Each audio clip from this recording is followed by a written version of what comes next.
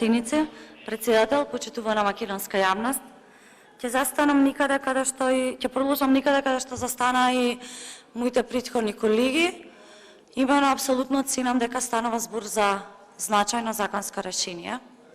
Овдека со консензус го донесовме претходниот закон за заштита, односно борба против семејното насилство и најверојатно како следна логична постапка или чекор е добро и да го имаме овој закон, а тоа е закон за исплата на паричен надоместок на жртвите од кривични дела со насилство.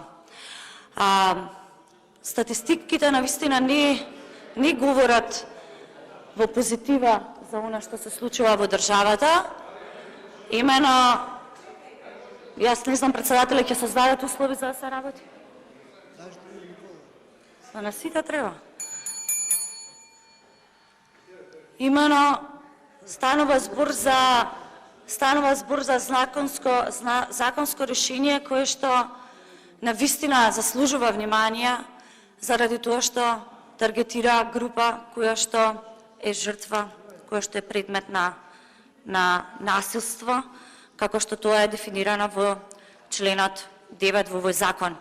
За жал, бројките се загрижувачки во Македонија. Само за една година во Македонија имаме 1068 жртви, од кои што оваа бројка дури 5 пати се жени, поголемо е за 5 пати се повеќе жени, 274 се мажи, 215 се деца, значи 1119 се жени. Често пати ќе најдете и во оние дебати кои што ги организираат граѓанските организации дека фемицидот, впрочем, е производ на недоволната доверба на граѓаните кон институциите или уште повеќе молкот на општеството. Ќе се согласам со она што го кажа и колегата Дејанчо, дека најверојатно требаше многу повеќе да се размисли во делот на амандманската расправа, заради тоа што истата беше во насока на подобрување на самиот текст на закон. Дел од амандманите на опозицијата се прифатија, дел не, иако повторно ќе кажам дека сепак беа во насока на подобра имплементација на ова законско решение. Не би сакала да не се случи она што сега го има забележано Европската комисија во делот на законот за заштита од семејно насилство врз жените и семејното насилство. Заради тоа што вели извештајот на Европската комисија во овој дел, вика од особена важност е да се спроведуваат сите одредби од Законот за спречување и заштита од насилство врз жените и семејното насилство. Затоа е потребно кога носиме закони, особено кои што имаат широк консензус и се навистина се однесуваат на граѓаните, да испорачаме квалитетно законско решение, како потоа не би се соочиле со потешкоти во неговото спроведување и имплементација.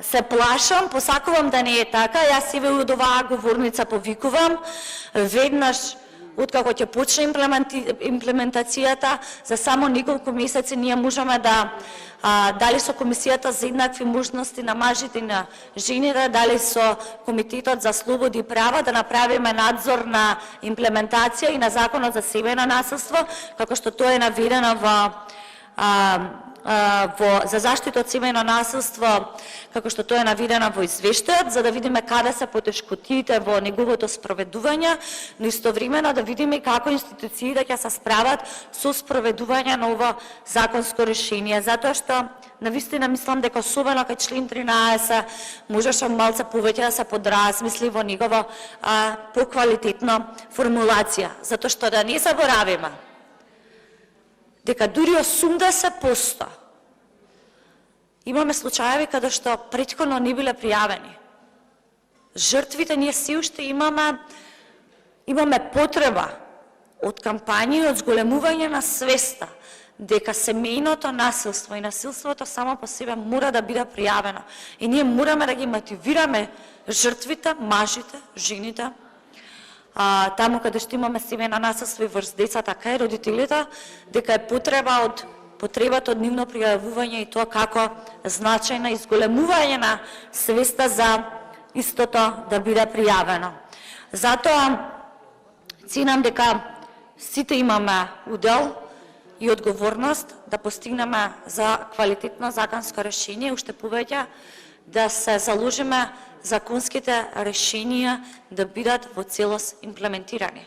Затоа што само така, и следејќи статистиката дали со носењето на ваквите законски решенија истата ќе се намалува или пак зголемува, ќе биде и тоа каков квалитетен индикатор за да знаеме дали навистина овдека носиме квалитетни законски решенија.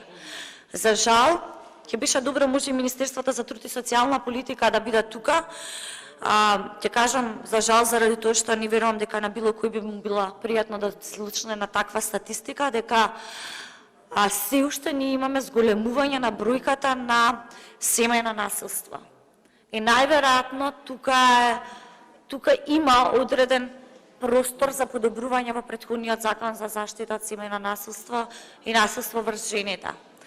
Од тука мојот апел е апсолутно да се заложиме за вакви законски решенија секогаш да бидат предмет на добра и квалитетна дебата и дискусија, тие да бидат квалитетни, но тука не завршува нашата работа ни како собрание, ни како комисии, туку ние после носењето на овие закони мораме да имаме надзор кој што ни стои како алатка, како собрание, како пратеници, како комисија и навистина да се заложиме не само да го искорениме фемицидот кој што постои во Македонија, туку апсолутно и да намалиме стапката на семејно насилство во Република Македонија. Ви благодарам. Александр Велјановски, Кафјан.